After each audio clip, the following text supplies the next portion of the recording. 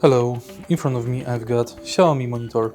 In this video I'll show you how to assemble it.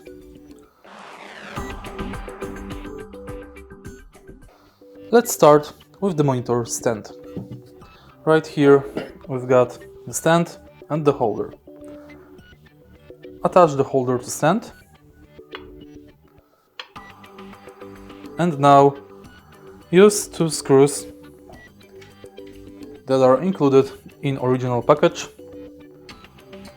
and screw the stand to the holder.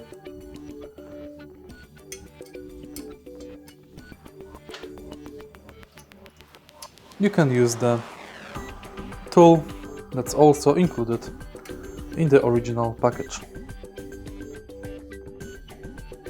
Make sure it's tight. And now we are going to attach the holder to monitor.